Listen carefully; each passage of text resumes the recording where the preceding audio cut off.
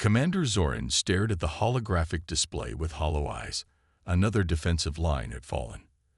The blue markers representing Confederation forces blinked out one by one as the red wave of Krell battleships pushed forward. He had watched this same scene play out 17 times in the past 3 months. "Sir, Proxima IV has fallen.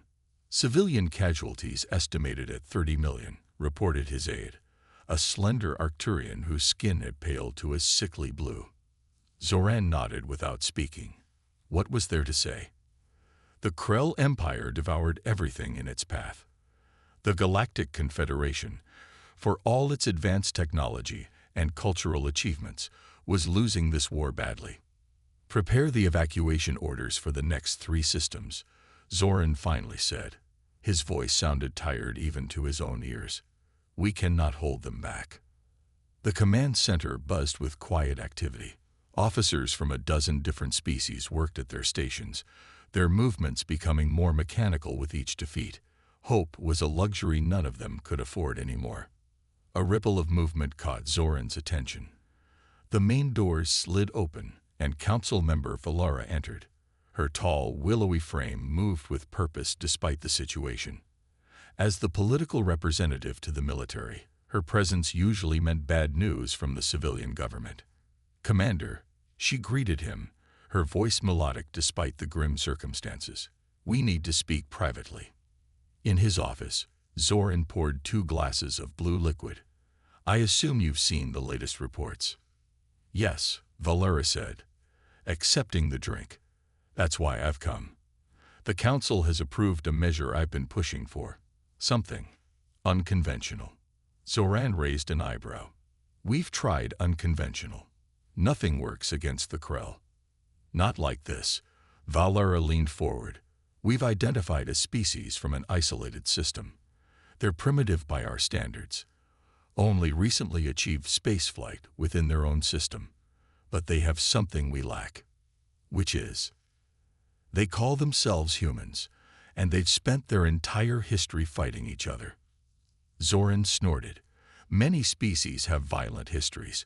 What makes these humans special? Valara activated a small projector. Images appeared in the air between them. Strange bipedal creatures wielding primitive weapons. The scenes shifted to show the same beings operating more advanced machinery, directing explosive devices, and engaging in brutal combat. Their home planet, Earth, has never known true peace.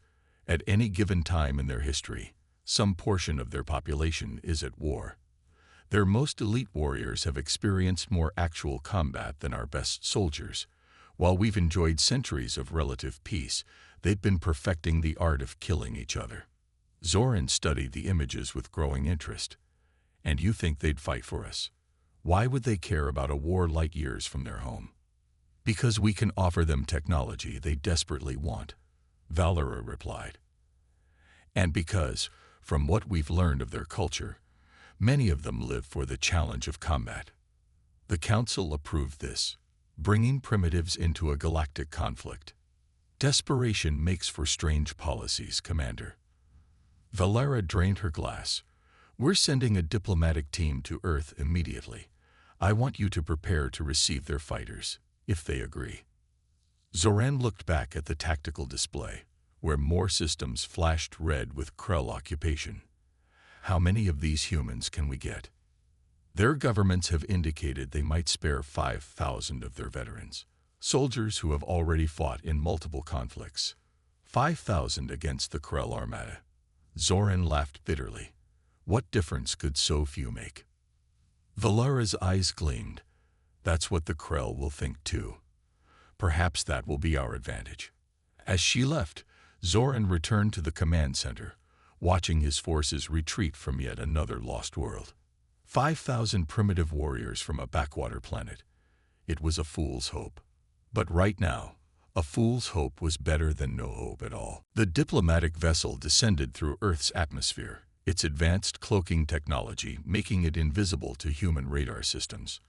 Ambassador Elix watched through the viewscreen as the craft settled in a remote field surrounded by mountains in the region humans called Wyoming. Beautiful planet, remarked his assistant. Shame about all the weapons they point at each other. Elix nodded. That's precisely why we're here. 3 black vehicles approached the landing site. The Confederation advance team had arranged this meeting with great care.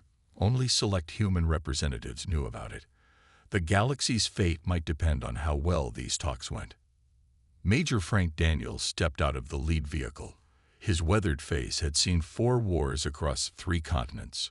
At 45, he was considered one of Earth's most experienced combat officers. Beside him walked 2 diplomats and a scientist, all sworn to secrecy. The ship's door opened with a soft hiss. Ambassador Elix emerged, his purple skin and large eyes marking him as definitively non-human. Major Daniels kept his expression neutral despite the shock of seeing an actual alien. His military training served him well. "Welcome to Earth," Daniels said simply.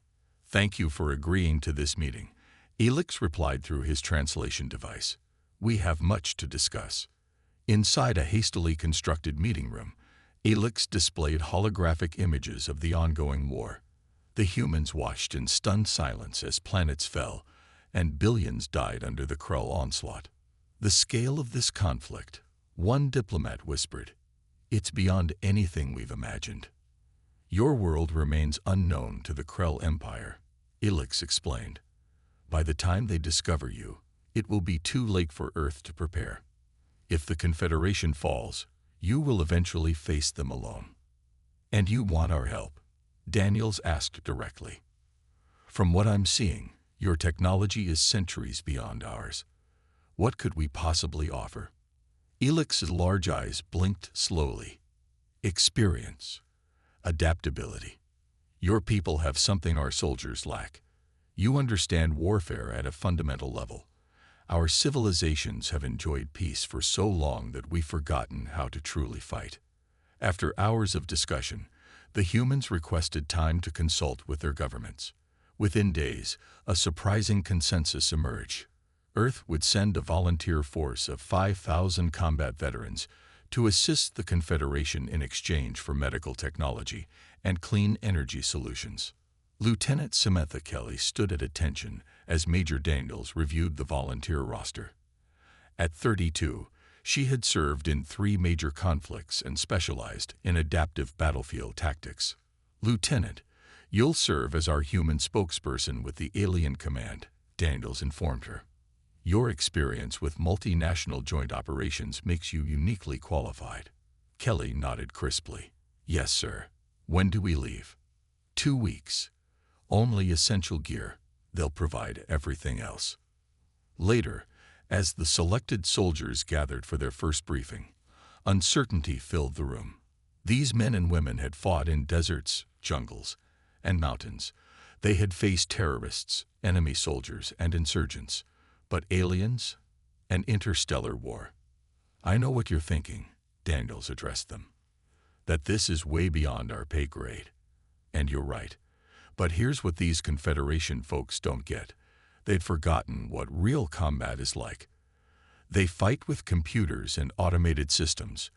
They don't understand fear, chaos, or improvisation." He paced before them. "That's what we bring to the table. Not technology, but the human element. The dirt and blood, and split-second decisions that have defined warfare since the first caveman picked up a rock." Samantha Kelly studied her fellow soldiers. Veterans from dozens of Earth's conflicts, they represented humanity's hard-earned knowledge of combat.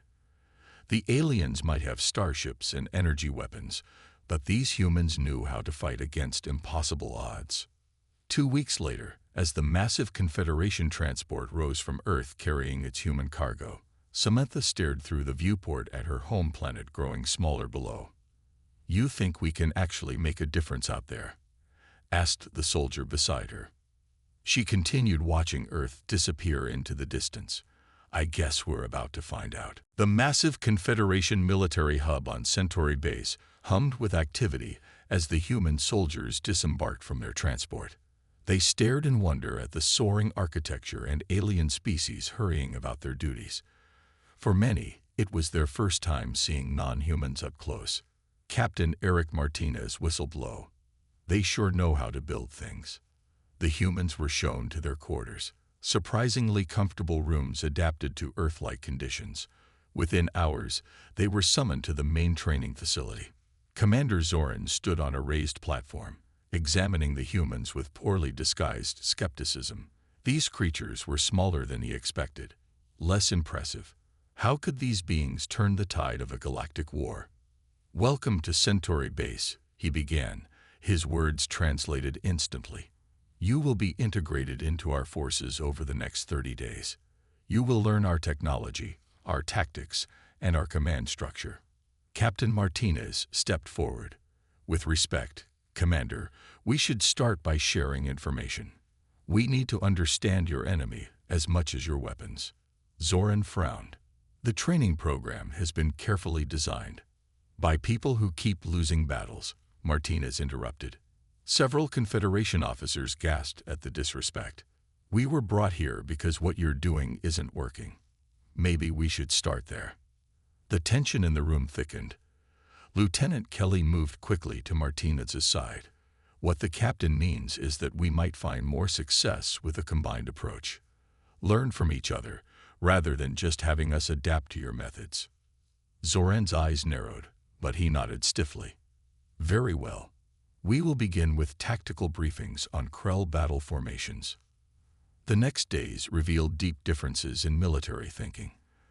The Confederation relied heavily on precision weapons, AI targeting systems, and by-the-book maneuvers. The humans emphasized unpredictability, psychological warfare, and adapting to changing battlefield conditions. In the weapons lab, Sergeant Olivia Blake examined a Confederation rifle with expert hands. "The balance is off," she noted, "and the targeting system is too complex for quick field adjustments." The alien weapons engineer looked offended. "That is the most advanced infantry weapon in the galaxy." Blake nodded, "and it would get a soldier killed in a dirty, chaotic firefight." She began disassembling the weapon. "Let me show you some modifications." By the end of the week, Blake had created a hybrid weapon that combined alien energy technology with human practicality. Word spread among the Confederation officers. These humans were strange, but they knew combat. In the tactical center, Zoran watched with growing unease as Captain Martinez ran a human-designed combat simulation. The scenario showed soldiers using terrain features for ambushes, setting traps with local materials, and engaging in close-quarters combat. "This is barbaric," one Confederation officer muttered. "Where is the strategic withdrawal? The proper formation?"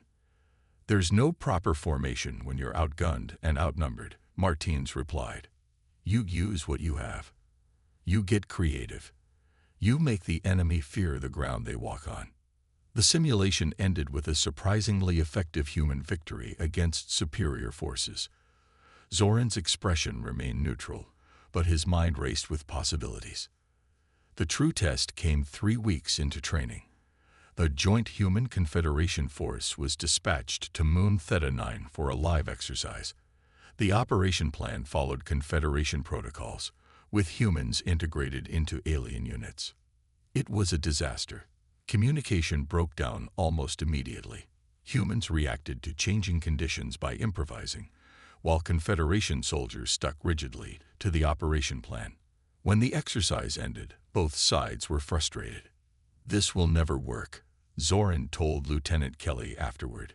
"Your people refuse to follow proper procedures. And your people refuse to adapt when those procedures fail," she countered. "We need to find middle ground." Zoran sighed heavily. "Perhaps. But we're running out of time. The Krell have begun their push toward Rigel Station. If we can't work together effectively soon." He didn't finish the sentence. He didn't need to. Both human and alien knew what failure would mean for countless worlds. That night, Zoran received an urgent message. The Krell had accelerated their timeline. Rigel Station was under attack, and 300 human soldiers were stationed there for integration training. Alarms blared across Rigel Station as the first Krell warships appeared at the edge of the system. The massive supply depot housed fuel, weapons, and food for a third of the Confederation fleet. If it fell, entire sectors would be cut off. Colonel Jack Harrison gathered his 300 human soldiers in the station's main hall. Most had been halfway through integration training when the attack came. "Listen up," Harrison's voice cut through the chaos. "Confederation Command estimates we have 3 hours before the main Krell force arrives. Their defense fleet is on the way, but they won't get here in time." A young soldier raised his hand. "Sir, are we evacuating?" Harrison's face hardened. "Negative. This station is too important to lose. We're staying to defend it." Murmurs rippled through the group. The math was simple and brutal. 300 humans against thousands of Krell troops. The station's regular security force numbered barely 200 aliens, most with limited combat experience. "The Krell expect us to run or surrender," Harrison continued. "They don't know humans yet. Let's give them an education they won't forget." Sergeant Lisa Wright, a demolitions expert with experience in urban warfare, stepped forward with a station schematic. "Colonel, if we funnel them through these maintenance corridors, we can create bottlenecks." Harrison nodded. "Good. We don't have the numbers for a traditional defense. We'll make this station a nightmare to capture." Over the next 2 hours, the humans transformed Rigel Station into a death trap. They mined key junctions with improvised explosives. They created hidden firing positions behind supposedly secure areas. They rigged environmental systems to flood entire sections with freezing gases or superheated steam. The Confederation security officers watched in a mixture of horror and fascination. "This violates all standard defense protocols," one alien commander objected. Harrison didn't look up from his work. "Standard protocols are why the Krell keep winning. We're changing the rules." The Krell fleet arrived in overwhelming force. Their boarding craft attached to the station's docking ports, and armored soldiers poured in. They expected the usual Confederation resistance, organized, predictable, and ultimately futile.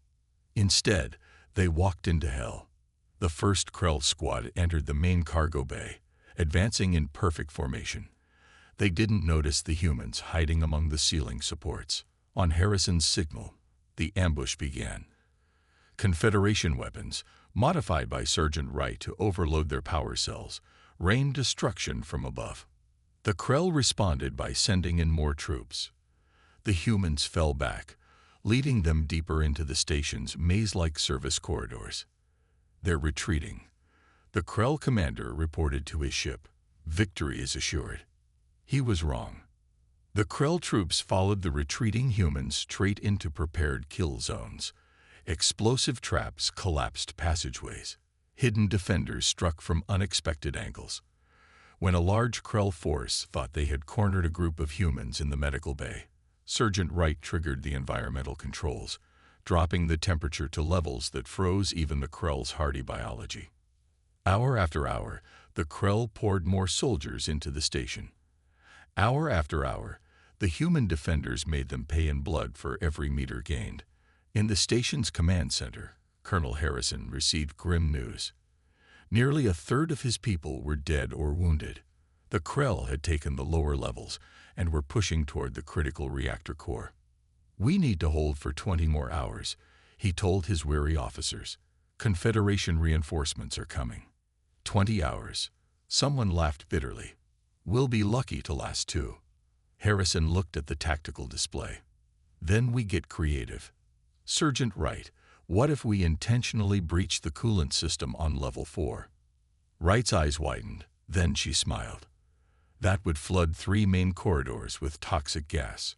The Krell would need to find another route." "Exactly. They expect us to protect station infrastructure. Let's use it against them instead." As the battle entered its second day, news spread through Confederation space. A small force of humans was somehow holding Rigel Station against overwhelming odds. It was impossible. It was inspiring. When Confederation reinforcements finally arrived, they expected to find Rigel Station in Krell hands. Instead, they found the remnants of Harrison's force, bloodied, exhausted, but still in control of the station's core systems. Commander Zoran was among the first to board. What he saw changed his understanding of what these humans were capable of. Perhaps, he thought, Valara's desperate gamble wasn't so foolish after all. News of Rigel Station's successful defense spread quickly throughout Confederation space. For the first time in months, people spoke of something other than defeat and retreat. They spoke of hope. In the highest levels of Krell military command, analysts reviewed battle footage with growing concern. Their perfect record of conquest had been broken by a species they had never encountered before. The defense of Rigel Station should have been impossible, reported a Krell tactical officer. These humans fight differently. They do not follow predictable patterns. The Krell Supreme Commander's four eyes narrowed. They are simply animals with weapons. Increase our forces in that sector. Crush them completely. Back at Centauri Base, Commander Zoran called an emergency meeting of Confederation military leadership. The mood was cautiously optimistic as officers gathered in the circular chamber. What we witnessed at Rigel Station changes everything, Zoran stated. 300 humans held off 3,000 Krell. They did what our best troops could not do. He displayed holographic images of the station's improvised defenses. Their tactics were unorthodox, even primitive by our standards. But they worked. Major Peter Grant, newly promoted after surviving Rigel, stood before the alien officers. His arm was in a sling, his face scarred from battle. The Krell expect you to fight according to established military doctrine, Grant explained. They've studied your tactics for decades. They know exactly how you'll respond to any situation. He pulled up his own tactical display. But they don't know us. We need to combine human adaptability with your advanced technology. Create something the Krell have never seen before. Over the next weeks, humans were integrated throughout the Confederation military structure. No longer were they treated as primitive mercenaries. They became instructors, tacticians, and field commanders. Private First Class Donna Nelson, a quiet woman with a brilliant analytical mind, discovered a pattern in Krell battle formations that had gone unnoticed for years. They always protect their right flank more heavily, she pointed out during a briefing. Their species has a biological blind spot on that side. If we hit them from that angle with small, fast-moving teams, we can cause disproportionate damage. The Confederation High Command tested her theory in a minor skirmish. The results were better than anyone expected. 3 small ships slipped past a Krell patrol fleet and destroyed a major supply vessel using Nelson's approach. In training facilities across Confederation space, human veterans taught alien soldiers how to think beyond their programming, how to improvise when plans failed, how to use fear as a weapon. Major Grant developed new hybrid tactics that merged human unpredictability with alien technology. Stop relying exclusively on your targeting computers, he told a group of Confederation pilots. Sometimes the unexpected manual maneuver is more effective than the mathematically perfect one. Lieutenant Kelly worked with Confederation engineers to redesign weapons and armor based on human combat experience. The results were less elegant but more practical for battlefield conditions. As human influence spread throughout the military, the Krell Empire took notice. For the first time in their history of expansion, they diverted significant forces to counter a specific threat. They're adjusting their strategy because of us, Kelly told Commander Zoran, as they reviewed intelligence reports. That's actually a good sign. It means we're hurting them. Zoran nodded. They're committing more resources to counter your tactics, which means those resources aren't being used elsewhere. The Confederation High Command approved the first major offensive operation with humans in key leadership positions. The target, the Epsilon sector, where 3 star systems had fallen to the Krell in the early days of the war. The night before the operation launched, Commander Zoran found Major Grant in the observation deck, staring at the distant stars. "Are you confident in our plan?" Zoran asked. Grant didn't look away from the viewport. In war, no plan survives first contact with the enemy. But that's where humans excel. When things go wrong, we adapt. And if we fail, Grant finally turned to face the alien commander. Then we'll make the Krell pay such a high price for their victory that they'll fear the next battle even more. Zoran was silent for a moment. Then he said, "The fleet launches at dawn. Let's show the Krell what humans and Confederation forces can do together." The Battle of Epsilon Sector began at dawn, ship time. The Confederation fleet jumped into the system in perfect formation, their arrival coordinated down to the millisecond. It was the largest offensive the Confederation had mounted since the war began.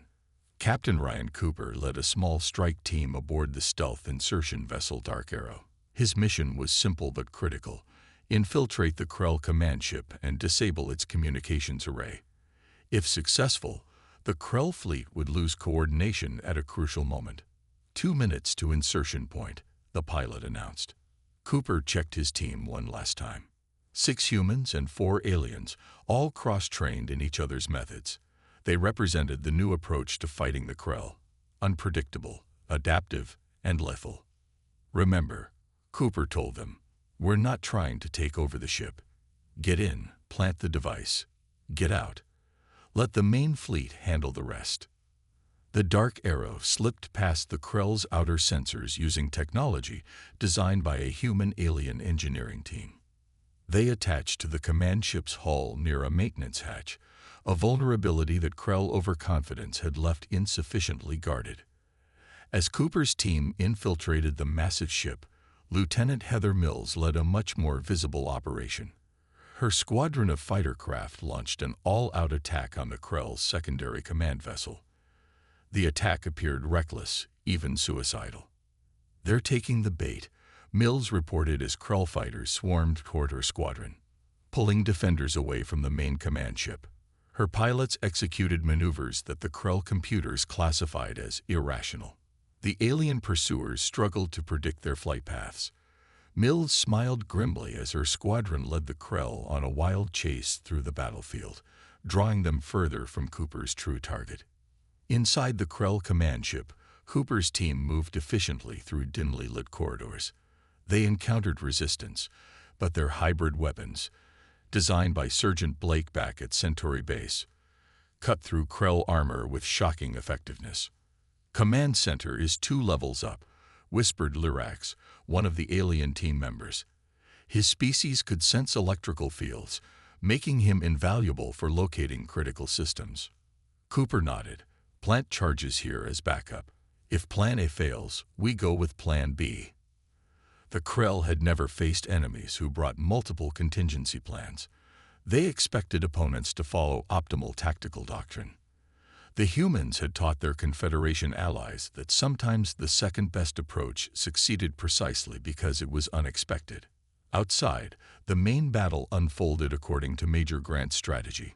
Confederation ships executed a flanking maneuver that no Krell tactical computer had predicted. They struck at the Krell formation's right side, exactly where Private Nelson had identified their biological blind spot. On the Confederation flagship, Commander Zoran watched with growing excitement as the battle plan worked. The Krell ships responded slowly, their coordinated defense falling apart. "Cooper's team must have succeeded," an officer reported. Zoran shook his head. "No confirmation yet, but it doesn't matter. The diversionary attack by Mills has pulled enough defenders away. Launch the main assault now." The Confederation fleet surged forward, their weapons targeting key Krell vessels with unprecedented accuracy. For decades, they had fought defensively, retreating from the Krell advance. Now they attacked with confidence born of human influence. Deep inside the Krell command ship, Cooper's team reached their target. The communications array filled a massive chamber, its alien technology pulsing with energy. "Set the device," Cooper ordered. 10-minute timer.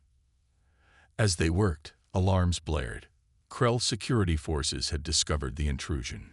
Cooper's team took defensive positions as heavy footsteps approached from multiple directions.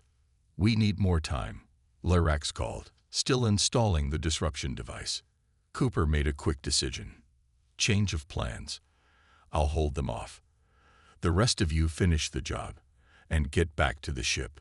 Outside, Lieutenant Mills watched her fighter squadron dwindle under Krell fire, but they had accomplished their mission. The Krell defenses were scattered, confused, focusing on the wrong targets. 3 systems that had been under Krell control for months suddenly found themselves being liberated as Confederation forces pushed forward with unprecedented coordination and ferocity. The Battle of Epsilon Sector lasted less than 6 hours. When it ended, the Krell had experienced something new, a decisive defeat. 3 star systems were reclaimed in a single well-executed campaign. The message spread across the galaxy. The Confederation had stopped retreating. For the first time since the war began, the Krell Empire was on the defensive. 6 months after the Battle of Epsilon Sector, the war had dramatically shifted. The Krell Empire no longer advanced with unstoppable momentum. Instead, they found themselves fighting to hold what they had already taken. Lieutenant Colonel Kevin Price stood before a holographic map showing contested territories across 3 sectors. Around him gathered his elite task force, a mix of human veterans and alien specialists from a dozen Confederation species. "Our next target is here," Price indicated a heavily fortified Krell base on the moon of Devos Prime. "It's a major repair facility for their fleet. Taking it will cripple their operations in this entire quadrant." An alien officer with crystalline skin raised a concern. "The approach is heavily mined, and their automated defense grid has triple redundancy." Price smiled. "That's why we're not going to approach at all." He zoomed in on the map. "We're going to let them bring us inside." The plan was quintessentially human, audacious, risky, and completely unexpected. Price's team would allow themselves to be captured aboard a damaged Confederation vessel. Once inside the Krell facility, they would strike from within. Light years away, Commander Melissa Ward orchestrated a series of simultaneous attacks on Krell supply lines. Her mixed fleet of human and alien vessels used hit-and-run tactics that the Krell struggled to counter. "They expect us to target their warships," Ward explained to her captains. "Instead, we'll cut off their fuel, their ammunition, their food. An army marches on its stomach, even an alien one." As Ward's fleet struck at 6 different supply convoys within hours of each other, the Krell command was thrown into confusion. Their perfect military machine had always relied on predictability and overwhelming force. Now they faced an enemy that seemed to be everywhere at once, striking in ways that defied conventional logic. Back on Earth, recruitment centers struggled to process the flood of volunteers. Images of human heroes were broadcast across Confederation space. The story of Rigel Station had become legend. Colonel Harrison's last stand had been memorialized in alien art forms no human had seen before. The Krell Emperor, a massive 6-limbed being who had overseen 2 centuries of expansion, summoned his top scientists and commanders. "These humans have disrupted our entire campaign," the Emperor's voice rumbled through the chamber. "I want new weapons, new tactics specifically designed to counter them." A brave general spoke up. "Perhaps we should offer peace terms. The resources we're expending." The Emperor's limb lashed out, ending the general's life instantly. "We do not retreat. We do not surrender. We adapt and overcome." Despite the Krell's adaptations, the human-led Confederation forces continued to gain ground. The cost was high. Transport ships regularly returned to Earth carrying the bodies of fallen soldiers. But for every human lost, 3 more volunteered to take their place. On Centauri Base, now the central command for Confederation military operations, human and alien engineers worked side by side developing new technologies. The humans brought practical battlefield experience, while the aliens contributed advanced scientific knowledge. The result was a new generation of weapons and defenses that the Krell could not easily counter. Adaptive shield systems inspired by human immune responses, targeting systems that incorporated human intuition alongside computer precision, stealth technology based on Earth predator camouflage patterns. Council member Valara visited the base to meet with Commander Zoran, now Supreme Commander of all Confederation forces. "I remember when you thought 5,000 humans would make no difference against the Krell Armada," she reminded him as they watched a mixed squad training in a simulation chamber. Zoran nodded. I could not have been more wrong. They've changed everything. Not just our tactics, but how we think about warfare itself. And beyond warfare, Valarat added, their presence has affected our cultures, our science, even our art. The Confederation is evolving because of them. They watched as human and alien soldiers executed a complex maneuver together, each compensating for the other's weaknesses. The Krell still don't understand what they're truly fighting against, Zoran said. It's not just human soldiers. It's their ideas that have changed the course of this war. In deep space, Price's task force prepared for their mission. The final assault on the Krell would soon begin. The massive combined fleet of Confederation ships dropped out of faster-than-light travel at the edge of the Corvin system. At its center hung the Krell homeworld of Corvin Prime, a fortress planet that had never known defeat in 2 centuries of warfare. Admiral Laura Garcia stood on the bridge of the flagship Defiance, surveying the tactical display. The culmination of years of planning had brought them to this moment, the final push against the heart of the Krell Empire. All ships report ready, Admiral, her communications officer announced. Garcia nodded. Send the signal. Begin Operation Thunderbolt. The fleet moved forward in formations that would have been unthinkable before humans joined the war. Small, agile ships darted ahead, drawing Krell fire while larger vessels moved into strategic positions. It was organized chaos, a battle plan that combined Confederation precision with human unpredictability. The Krell responded with everything they had. Thousands of warships formed defensive layers around their homeworld. Orbital weapons platforms fired continuously. For a moment, it seemed even this massive assault might fail against such defenses.